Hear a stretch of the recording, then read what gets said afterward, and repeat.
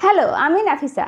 আজকে সিটেড এবং যে কোনো রকমের স্টেট টেটের খুব ইম্পর্ট্যান্ট একটা চ্যাপ্টার নাম্বার সিস্টেম বা সংখ্যা পদ্ধতি নিয়ে আমরা আলোচনা করব। কারণ এই চ্যাপ্টারে আমরা অনেক ধরনের টার্ম ইউজ করব যেগুলো কিন্তু আমাদের যে কোনো অঙ্কতে প্রায়ই ব্যবহার হয়ে থাকে। তাই সেগুলো সম্বন্ধে আমাদের যদি সঠিক ধারণা না থাকে তাহলে কিন্তু আমাদের সেই অঙ্কগুলোও করতে প্রবলেম হবে। ঠিক আছে, তাহলে এক এক করে দেখে নেব যে এই চ্যাপ্টারে আমরা কি কি টার্ম শিখছি বা কী ধরনের জিনিসপত্র আছে, এবং তারপরে আমরা সিটেটের বিভিন্ন রকমের প্রিভিয়াস ইয়ারের কোয়েশ্চেন আলোচনা করব। কারণ আমরা কোয়েশ্চেন দেখেই বুঝতে পারবো যে কোন চ্যাপ্টার থেকে কি ধরনের কোয়েশ্চেন আসছে। ঠিক আছে, তাহলে আমাদের ক্লাসটি শুরু করা যাক। চলো, ফার্স্টে কি বলেছে? ফার্স্টে হচ্ছে আমাদের বাস্তব সংখ্যা। বাস্তব সংখ্যা মানে আমরা আমাদের রোজকার জীবনে যত রকমের নাম্বার আমরা ভাবতে পারবো। যেমন যদি আমি ভাবি 5, 7, -7, 2/3, ঠিক আছে, -7, 2/3, বা যদি ভাবি আমি √2, √3, ঠিক আছে, এই ধরনের নাম্বারগুলো আমাদের হবে বাস্তব সংখ্যা। কিন্তু যদি আমি বলি √2, তখন কিন্তু এটা বাস্তব সংখ্যা হবে না। ঠিক আছে, কেন এটা বাস্তব সংখ্যা হবে না? কারণ এটা অবাস্তব সংখ্যার মধ্যে পড়লো। বাস্তব সংখ্যাগুলো কেমন ধরনের দেখতে হবে আমরা এখন আলোচনা করব। ঠিক আছে, বাস্তব সংখ্যার মধ্যে আমাদের দু ধরনের নাম্বার পড়ে। একটা হচ্ছে কি মূলদ সংখ্যা এবং একটা হচ্ছে কি অমূলদ সংখ্যা। তাহলে আমাদের কোনো কোনো কোয়েশ্চেনে থাকবে যে রেশনাল নাম্বার বা মূলদ সংখ্যা নিয়ে কিছু কোয়েশ্চেন দেবে, তাহলে সেখানে আমাদেরকে অবশ্যই মূলদ সংখ্যা জিনিসটা জানতে হবে আগে, এবং তারপরে আমাদের এরকম থাকতে পারে যে অমূলদ সংখ্যা নিয়ে কোনো কোয়েশ্চেন দিল। ঠিক আছে, এবারে মূলদ সংখ্যাটা জানার আগে আমি এই কয়েকটা টার্ম, একটা হচ্ছে স্বাভাবিক সংখ্যা, একটা অখণ্ড সংখ্যা এবং একটা পূর্ণ সংখ্যা, এই তিনটে ব্যাপারে একটু জানবো। তারপরে যদি আমি মূলদ সংখ্যাটা নিয়ে একটু জানি তাহলে আমাদের কিন্তু সুবিধা হবে। ঠিক আছে, আচ্ছা, স্বাভাবিক সংখ্যা মানে কি? স্বাভাবিক সংখ্যা হচ্ছে সেই ধরনের সংখ্যাগুলো যেটা আমাদের 1 থেকে শুরু হয়। ঠিক আছে, 1, 2, 3, 4, 5 চলতেই থাকবে। ঠিক আছে, 1, 2, 3, 4, 5, 6, 10, 20, 21, 100, 1000, 5000, 9 লক্ষ, 5 লক্ষ। ঠিক আছে, এই সবগুলো হচ্ছে আমাদের কি স্বাভাবিক সংখ্যা। বোঝা গেছে? স্বাভাবিক সংখ্যাগুলো কিন্তু সবসময় পজিটিভ হচ্ছে। দেখো, এখানে কোনো নেগেটিভ সংখ্যা নেই। আর জিরোটাও কিন্তু স্বাভাবিকের মধ্যে পড়ছে না, কারণ স্বাভাবিক সংখ্যা 1 থেকে শুরু হচ্ছে।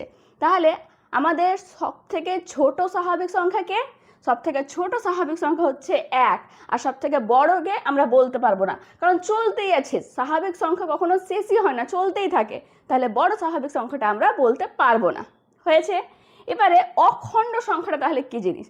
অখণ্ড সংখ্যাটা হচ্ছে এই যে স্বাভাবিক সংখ্যাটা আমরা পেলাম, ঠিক আছে, স্বাভাবিক সংখ্যার সঙ্গে যখন আমরা জিরোকে যোগ করে দেব তখন সেটা হবে অখণ্ড সংখ্যা। কেমন ব্যাপারটা? স্বাভাবিক সংখ্যা কোথা থেকে শুরু হচ্ছিল? 1, 2, 3, 4, 5, 6 চলতেই আছিল। তার সঙ্গে আমরা জিরো থেকে আমরা গুনতে শুরু করব। ঠিক আছে, এখানে জিরো থেকে শুরু হয়েছিল না, এখানে 1 থেকে শুরু হয়েছিল, আর এখানে জিরো থেকে শুরু হবে। তাহলে সব থেকে ছোট অখণ্ড সংখ্যা কি? এখানে সব থেকে ছোট অখণ্ড সংখ্যা কিন্তু জিরো। ঠিক আছে, তাহলে জিরোটা আমাদের স্বাভাবিক সংখ্যার মধ্যে পড়লো নাকি অখণ্ড সংখ্যার মধ্যে পড়লো? তো জিরোটা আমাদের স্বাভাবিক সংখ্যার মধ্যে পড়লো না, জিরো আমাদের অখণ্ড সংখ্যার মধ্যে পড়লো। বোঝা গেছে? আচ্ছা, এবারে হচ্ছে ইন্টিজার। ইন্টিজারটা কি?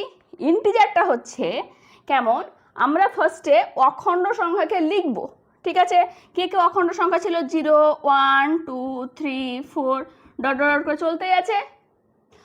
আর এবারে কি করব, আমরা উপরের দুটোতে কিন্তু নেগেটিভ নাম্বারগুলো নিই, এখানে আমরা নেগেটিভগুলোকেও নেব। ঠিক আছে, যেমন -1, -2, -3, -4 দিয়ে চলতেই থাকবে।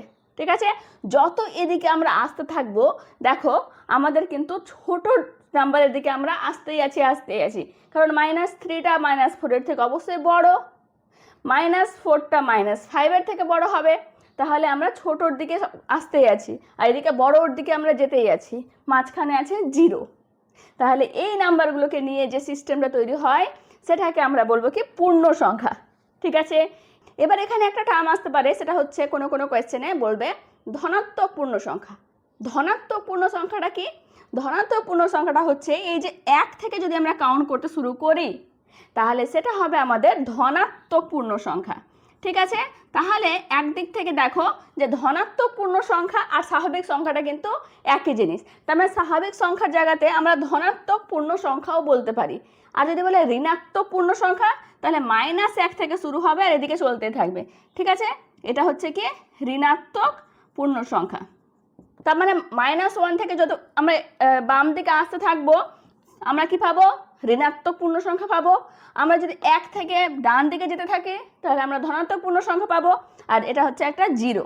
ঠিক আছে, এই আলাদাই থাকবে। তাহলে এই তিনটেকে নিয়ে যখন আমরা একসঙ্গে লিখবো তখন সেটাকে আমরা বলবো কি পূর্ণ সংখ্যা।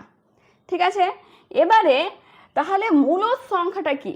মূলদ সংখ্যাটা হচ্ছে যে নাম্বারগুলোকে আমরা p/q আকারে লিখতে পারবো, যেখানে p আর q গুলো হচ্ছে p আর q গুলোকে কি হতে হবে, p আর q গুলোকে পূর্ণ সংখ্যা হতে হবে। ঠিক আছে, আমরা পূর্ণ সংখ্যা জানলাম যে পূর্ণ সংখ্যা জিনিসটা কি, যে 0 1 2 3 4 আর -1 -2 -3 চলতে থাকবে। তাহলে p আর q এর জায়গাতে আমরা এগুলো বসাতে পারবো, কিন্তু একটা ইম্পর্টেন্ট কন্ডিশন আছে, সেটা হচ্ছে কি যেখানে কিউটা কোনো সময়ই 0 হওয়া চলবে না। কেন 0 হওয়া চলবে না? কারণ 0 যদি নিচে চলে আসে, ধরো আমি p এর জায়গাতে বসালাম 1 আর q এর নিচে জায়গাতে বসালাম আমি 0, তাহলে এই নাম্বারটার কোনো অস্তিত্বই থাকবে না। কোনো নাম্বারের নিচে যদি 0 থাকে তাহলে সেই নাম্বারটার কোনো অস্তিত্বই থাকবে না। তাই আমরা মূলদ সংখ্যা যখনই বলবো তখন আমাদের মাথাতে থাকা উচিত যে মূলদ সংখ্যা মানে হচ্ছে p/q।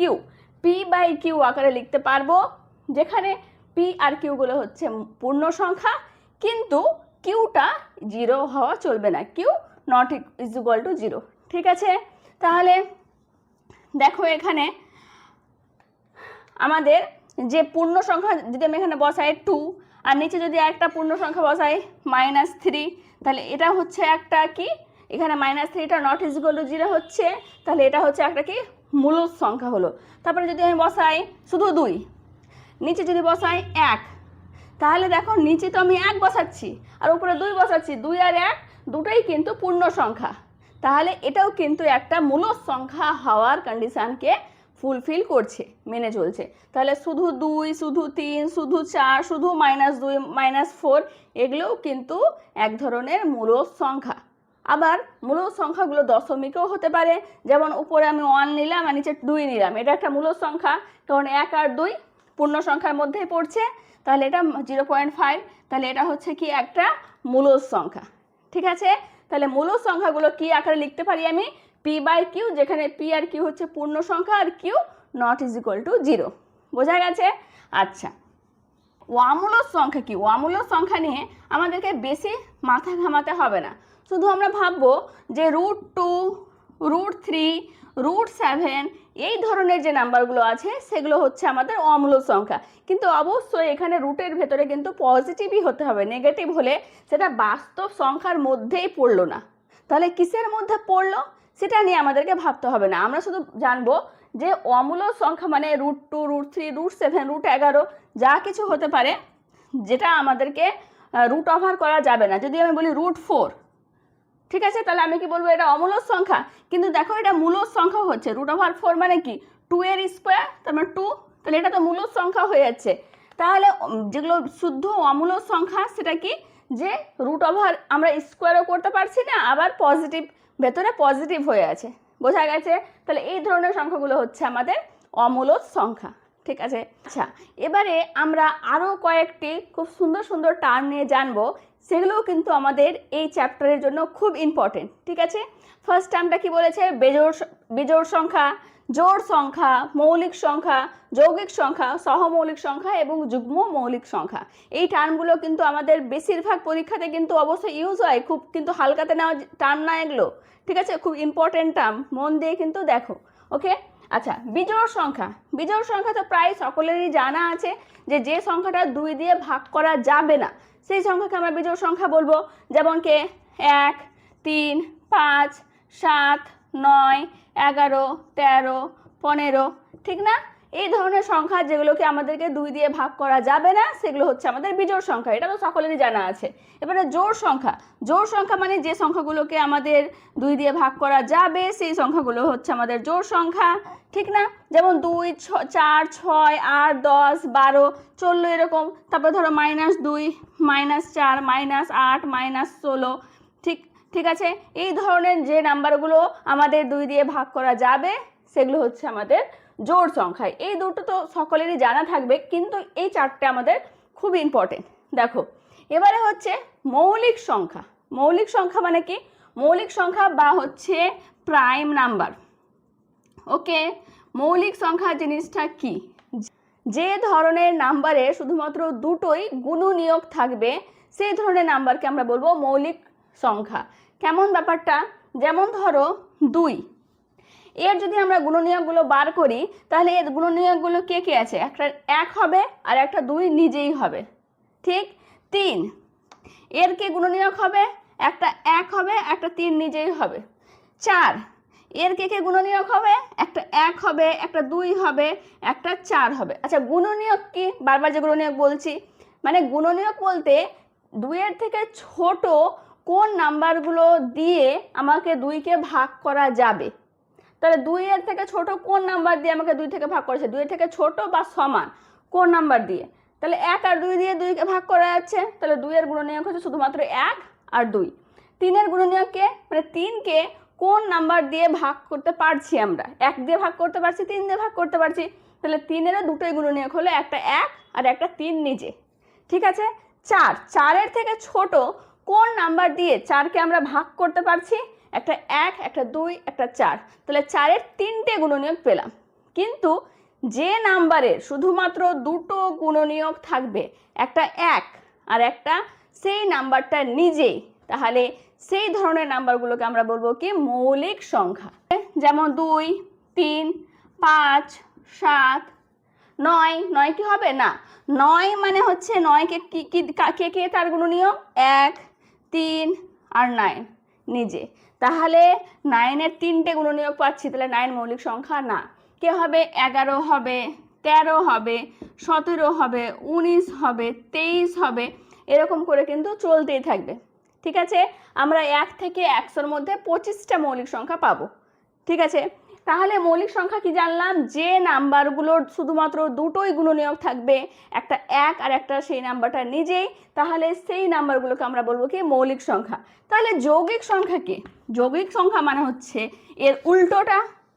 যে নাম্বারের 2 এর বেশি গুণনীয়ক থাকবে সেই নাম্বারটা হবে যৌগিক সংখ্যা। যেমন আমি একটু আগে বললাম 4 এর কে কে গুণনীয়ক? একটা হচ্ছে 1, একটা 2, একটা 4। 5 তো মৌলিক সংখ্যা হয়ে গেল। 6 দেখি, 6কে কি দিয়ে ভাগ করতে পারি? 1, 3, 2, 6, ঠিক আছে? তাহলে 6 এর 4টা গুণনীয়ক আছে, তাহলে 6ও হবে মৌলিক সংখ্যা। 4, 6, এবারে হচ্ছে 7 হবে না, 8 এর কে কে গুণনীয়ক হচ্ছে? 8 এর গুণনীয়ক হচ্ছে 1, 2, 4, 8, ঠিক আছে? তাহলে 8ও হচ্ছে একটা কি? যৌগিক সংখ্যা।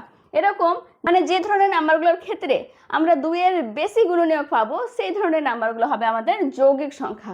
আচ্ছা, এখানে আমি সব জোড়গুলো নিলাম, তাহলে কি জোড়গুলো শুধু যৌগিক সংখ্যা? না, দেখো 9 এর ক্ষেত্রে কি? 1, 3, 9, 3টে গুণনীয়ক পাচ্ছি 2 এর বেশি, তাহলে 9 হচ্ছে আমাদের যৌগিক সংখ্যা। 15 এর ক্ষেত্রে কি হচ্ছে? 1, 3, 5, 15, 4টে গুণনীয়ক পাচ্ছি, তাহলে 15ও হচ্ছে আমাদের যৌগিক সংখ্যা। জোড় আর বেজোড় নিয়ে আমরা কিছু বলতে পারবো না। আমরা যৌগিক সংখ্যা মানে জানলাম যে সমস্ত সংখ্যার 2 এর বেশি গুণনীয়ক থাকবে সেই সমস্ত সংখ্যাগুলো হচ্ছে আমাদের যৌগিক সংখ্যা। বোঝা গেছে? আচ্ছা, এবারে আসছে সহমৌলিক সংখ্যা।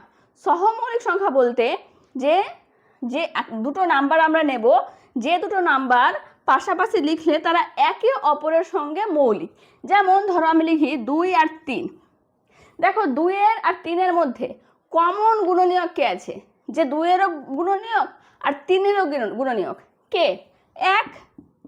কারণ 2 এর গুণনীয়ক কে? 1 আর 2, আর 3 এর গুণনীয়ক কে? 1 আর 3, কিন্তু দুজনের কমন কে হচ্ছে? 1 হচ্ছে। আচ্ছা, 3 আর 5 যদি নিই, এদের মধ্যেকার কমন গুণনীয়ক কে, যে এরও গুণনীয়ক আর এরও গুণনীয়ক, এও হচ্ছে 1। ঠিক আছে, এবারে যদি আমি লিখি 4 আর 7, দেখো 4 কিন্তু নিজে মৌলিক সংখ্যা না, ঠিক, 7 কিন্তু মৌলিক সংখ্যা, হ্যাঁ, কিন্তু 4 আর 7কে যদি পাশাপাশি আমরা লিখি, তাহলে যদি বলি 4 এবং 7-এর মধ্যে কে আমাদের তাদের মধ্যেকার কমন গুণনীয়ক, তাহলে 4-এর গুণনীয়ক কে, 1 2 আর 4, 7-এর গুণনীয়ক কে, 1 আর 7, তাহলে এই দুটোর মধ্যে কমন গুণনীয়ক কে, 1, তাহলে এটাও হবে আমাদের সহমৌলিক সংখ্যা। ঠিক আছে, মানে যে দুটো নাম্বারের মধ্যেকার কমন গুণনীয়ক শুধুমাত্র 1, বা এটাকে আমরা ঘুরিয়েও বলতে পারি যে দুটো নাম্বারের গসাগু 1 হবে, সেই নাম্বার সংখ্যাগুলো হচ্ছে আমাদের সহমৌলিক সংখ্যা। বোঝা গেছে? আচ্ছা, এবারে আমাদের আছে যুগ্ম মৌলিক সংখ্যা। যুগ্ম মৌলিক সংখ্যা মানে কি? যুগ্ম কথাটা শুনে মনে হচ্ছে না জোড় টাইপের, জোড় থেকে 2 আসছে এরকম, তাহলে যে পাশাপাশি দুটো মৌলিক সংখ্যার মধ্যেকার পার্থক্য 2, সেই ধরনের মৌলিক সংখ্যাগুলোকে আমরা বলবো কি যুগ্ম মৌলিক সংখ্যা। যেমন ধরো তুমি লেখো 2 একটা মৌলিক সংখ্যা আমরা জানি, 3 একটা মৌলিক সংখ্যা আমরা জানি, কিন্তু এই দুজনের মধ্যেকার পার্থক্য কত? 1, এটা কিন্তু আমাদের যুগ্ম মৌলিক সংখ্যা হবে না। কিন্তু আবার যদি আমি বলি 5-এর পরেরকার মৌলিক সংখ্যাটা কি? 7, তাহলে এই দুটোর মধ্যেকারও পার্থক্য দেখো 2, তাহলে এটা হচ্ছে একটা যুগ্ম মৌলিক সংখ্যা। আবারে আমি যদি বলি 11 আর 13, 11 12 13, তাহলে এক্ষেত্রেও দেখো আমাদের দুজনের পার্থক্য হচ্ছে কিন্তু 2, তাহলে এটাও হচ্ছে একটা যুগ্ম মৌলিক সংখ্যা। মানে যুগ্ম মৌলিক সংখ্যা বলতে বোঝাচ্ছে যে দুটো পরপর মৌলিক সংখ্যাই নেব আমরা, যে মৌলিক সংখ্যাগুলো দুটো পরপর নেব। যেমন 5-এর পরের এই মৌলিক সংখ্যাটা হচ্ছে 7, 5-এর পরে 6 আসছে, ওটা মৌলিক না, 7টা কিন্তু মৌলিক। 11-এর পরে 12 আসছে, মৌলিক না, 13টা কিন্তু মৌলিক। তাহলে দুটো পরপর মৌলিক সংখ্যা নেব এবং তাদের মধ্যেকার পার্থক্য হবে 2, তাহলে সেই ধরনের সংখ্যাগুলোকে আমরা বলবো যুগ্ম মৌলিক সংখ্যা। বোঝা গেছে? আমি জানি যে সবগুলো তোমরা বুঝতে পেরেছো। একবার দেখে নাও যে কি বললাম, বেজোড় সংখ্যা কি, জোড় সংখ্যা কি, মৌলিক সংখ্যা, যৌগিক সংখ্যা, সহমৌলিক সংখ্যা এবং যুগ্ম মৌলিক সংখ্যা। ঠিক আছে, এই টার্মগুলোর ব্যাপারে আমরা খুব সুন্দর করে জেনে নিলাম। এবারে আমরা কতগুলো সিটেটের প্রিভিয়াস ইয়ারের কোয়েশ্চেন নিয়ে আলোচনা করব। ঠিক আছে? আচ্ছা।